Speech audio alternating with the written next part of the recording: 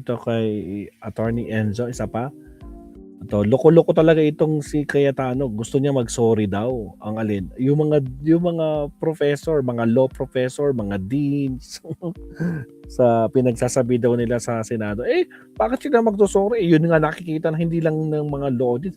Lahat, kitang-kita ano nangyayari sa Senado. Tuloy.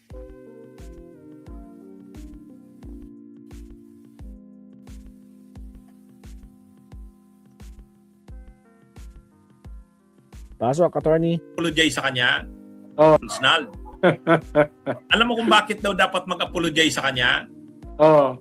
Kasi sabi daw ng mga deans at professors ng ilang mga law schools yung linabas nilang statement, kaya daw nila pinalitan ang liderato ng Senado kasi hindi itutuloy ang impeachment trial.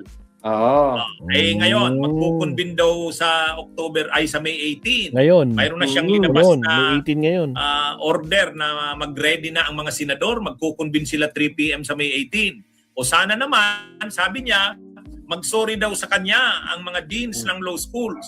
Patunay na hindi totoo yung sinasabi nila na hindi nila itutuloy ang impeachment. Ikaw, Banal, magsusuri ka ba rin ba sa kanya? Hindi Wala nang maraming komentaryo. May totoo dito sa Puntong Diretso Tayo. Punto Diretso. Alright. Ito kay Alan Peter. Kaya sa tingin ko na sana itong mga senador mahimasmasan na sila. Willing pa ba sila na talagang wasakin na ng todo ni Cayetano ang Senado? Actually, bagsak na ang reputasyon ng Senado in just a matter of lang days. Sa leadership ni Alan Peter Cayetano, lalong dumausdos pababa. 'Di ba? Ang doble yung approval rating ng Congress sa Senado. Dati lagi mas mataas ang Senado sa Congress. Ngayon, Congress pa ang mas mataas. Halos doble yung approval rating at saka tiwala ng mga tao sa Kongreso kesa sa Senado. Hindi yan nangyayari before At tingin ko patuloy pa yung bababa dahil dito sa pamumuno ni Ambassador of Jesus Christ, Alan Peter Cayetano, na sabi niya kahapon ay siya daw ay pinagkakatiwalaan ng Diyos. Imagine mo yun. Anong problema nitong taong ito? Invoke ng Diyos. Di ba may problema yan? No? Ano yan, Al? Baka makarating tong mga talakay natin ngayon. Titirahin ka na naman yan. Tinira ka na niya nung isang araw. Oo nga. Ang dami ko daw drama.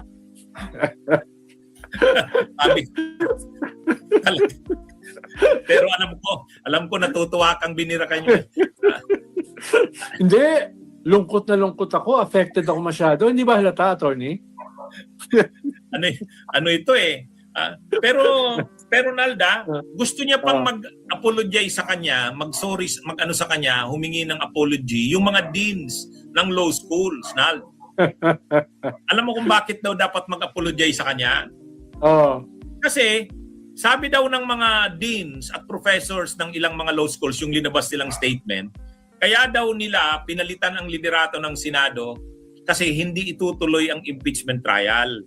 Ngayon, magkukonvene daw sa May 18. Mayroon na siyang linabas na order na mag-ready na ang mga senador, magkukonvene sila 3 p.m. sa May 18. O sana naman, sabi niya, mag-sorry daw sa kanya ang mga deans ng law schools. Patunay na hindi totoo yung sinasabi nila na hindi nila itutuloy ang impeachment. Ikaw, Banal, magsusuri ka rin ba sa kanya? Hindi sinasabi lang, it's a warning ng mga dean ng mga law school. It's a warning. Dahil sakto yung pagbabago ng change of leadership nung impeachment sa House. Parang saktong-sakto. Mahirap naman na yun ay coincidence. Diba? Pero hindi ako magugulat na babaguhin niya yung kanyang mensahe dahil durug na durug yung kanyang imahe. Diba? Hindi ako magugulat na ididribble niya yung impeachment. Sige, simulan natin. No? Pero hindi natin alam kung ano mangyayari dahil nung nakaraan kasi, di ba siya yung author ng remand kahit wala sa konstitusyon,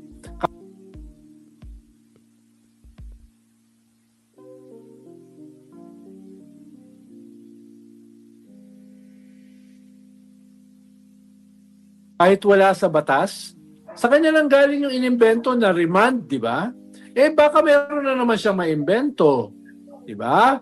O kaya ay bilisan yung trial, no? Bilisan at hindi na lumabas yung mga testimony, hindi na lumabas yung testigo dahil yung pagbobotohan yan by a simple majority eh. Di ba? Halimbawa, bubuksan ba yung mga bank accounts? Pagbobotohan yan sa Senado. Pwedeng yung kanyang mayorya ay hindi sumang-ayon na buksan yung mga bank accounts. So marami pang pwedeng mangyari.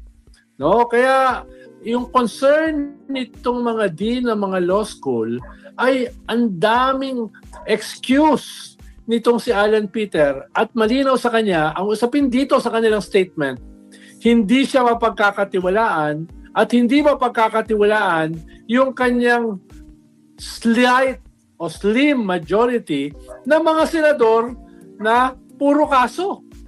Huwag mong kalimutan na yung kanyang minority, 2 ron ay may kaso sa ICC. 4 doon may kaso ng plunder sa ombudsman. Tapos 3 ron may mga kaso yung mga negosyo. Diba? So yan yung kanyang majority. Kaya very concerned, hindi lang mga dean ng mga law school. Very concerned lahat ng mga legal luminaries. Very concerned ang Integrated Bar of the Philippines. Maraming concern dito. Very concerned yung simbahan. Nabasa mo ba yung statements ng CBCP, ni Cardinal David, ni Archbishop Soc Villegas? No? Gusto ba niya mag-apologize din sa kanya yung simbahan? Eh talaga namang hindi siya mapagkakatiwalaan. Diba? Wag na ako, wag na ikaw. No? Itong simbahan, yung Catholic Church, yung mga deans ng mga law school, yung mga legal luminaries, mismo yung kanyang partido sa UP, pinaparesign siya. Diba? Yung Tugon na nag-unite with Samasta, magkalaban na partido sa UP, nag-unite para hingiin yung kanyang resignation as Senate President, as even as a Senator. Dahil ang casualty rito, attorney, ay hindi lamang siya. Dati na siyang damaged goods eh. Ang casualty rito ay yung Senate as an institution. Yun yung pinakamasama niyang ginawa. Bunyog, bunyog, halikan na kasama ka. Bunyog, kapag buklod ay may pag-asa.